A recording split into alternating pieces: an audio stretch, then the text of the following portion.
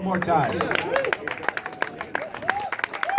up, we have Chris Reed. I think he's going to be doing some comedy for us.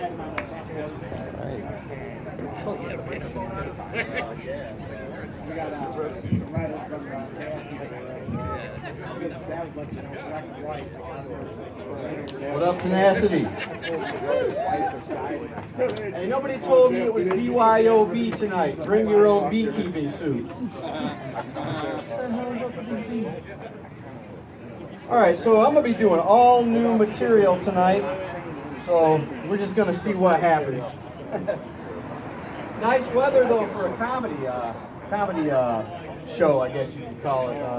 Y'all ever been outside when it's like super hot? I mean like hot as hell, man. Like 100 degrees, right? You're just pouring sweat and you feel like you're just in an oven, right? And then you step into a store and it's like 20 degrees in there. Yeah, the dude at the door is like, "Welcome to my..." Yeah. What's up with that, man? You can see his breath. Nose starts running. Shopping cart's got icicles on them. You went in there to get some toothpaste, but instead you end up walking out with some hot cocoa, some mittens, and a snow shovel. Right? You get home, your wife's like, "What's all this stuff? Where's the toothpaste?" You're like, "I don't know what happened. One minute I was having heat stroke, next thing you know I was singing that song from Frozen." I don't even like going to the stores anymore, man. Honestly, it's just such a hassle. I hate it when you're trying to leave and that alarm goes off and they want to pull you to the side and go through all your bags. Ever happen to you guys? Yeah, man, when that happens to me, I'm just like, "You can go ahead and look through my bags. I know I didn't take anything." So then they dig through my duct tape, they take out my bleach, they want to see the receipt for my zip ties. Can't even shop without being treated like a criminal. So degrading. So I like to look at the news on my phone. Man, there's crazy stuff in the news these days, man. I saw how this Japanese guy paid big money for this realistic dog suit, right? He paid like 2 million yen so he could live his dream of becoming a real dog. That's like 22,000 US dollars. Sounds like a lot, but I'm thinking, you know, I'd pay twice that much if I could live my dream of becoming a real man. Money well spent, in my opinion. So I also saw they're starting to make houses completely out of plastic now. Yeah, it kind of changes the way I look at arsonists. You know, instead of burning down a house, now they'll just recycle it. Not nearly as cool. That'd be like if you're a carjacker, but instead of taking someone's car at gunpoint, you just borrow it and run some errands. And turn it with a full tank of gas. Or how about if you're a burglar? Instead of breaking in and stealing somebody's valuables, you just do a 15-minute pickup. Water the plants. Or how about if you're a mafia debt collector?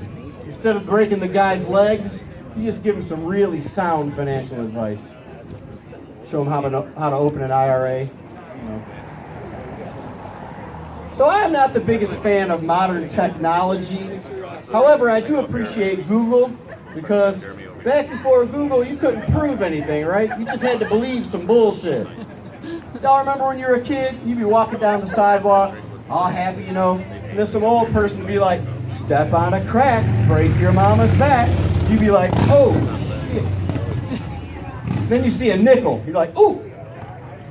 Look down and you're standing on a crack. You're like, "Ah." You get home, your mom's walking around like this, right? It's really just because she been cooking and cleaning all day, but you think you done killed the bitch. You can't pull that stuff on kids anymore, man. They'll just pull out their phone, right? They'd be like, "Google, can you really step on a crack and break your mama's back?" No, that is a myth. Your father is full of shit. Hey, but as parents, you can use that to your advantage, those search engines. Like I was in the kitchen the other day, I was frying up a burger. My son walked in, he's like, "Dad, what's the capital of Jamaica?" I was like, "Son, I'm busy with this burger, let me get back with you." So he walked away, I pulled out my phone, I was like, "Google, what's the capital of Jamaica?" "The capital of Jamaica is Kingston." "Son, what was that you needed?" He's like, "What's the capital of Jamaica?" I was like, "Oh, that's Kingston." He was like, "Dad, you're so smart." I was like, "Yes, I am." If you keep studying, someday you'll be as smart as me. Oh man, so I got those new energy-saving light bulbs. What a joke. Yeah, they use less energy, but they put out like way less light, right? I got every light in the house on and I still can't see my penthouse letters. One good thing though is now it's not so bad when my wife asks me to do her with the lights on. That's a joke. My wife's a beautiful woman. She's beautiful. Not only is she beautiful, but she's funny. She's got a quick wit, man. Yesterday she rolled her eyes at me. And I was like, you know, eye rolling is a microaggression. She said, so is your penis. She's not wrong. She's quick, man, I tell you. Not only is she quick, but she's perceptive. Like, my wife notices things that I would never notice.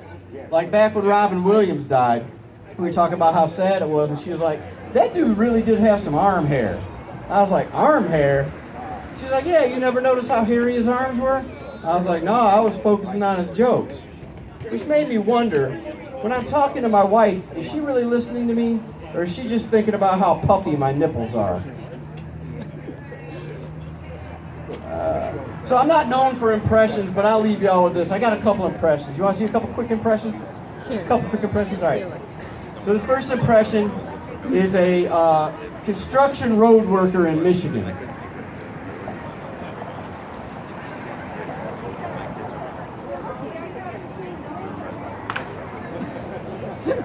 All right, this next one is a Walmart employee when they go out to get the shopping carts.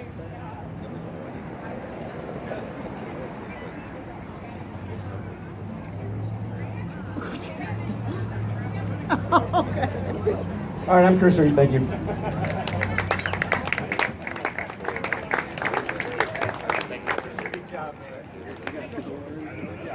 All right, give it up for Chris Reed, everyone. All right, next up.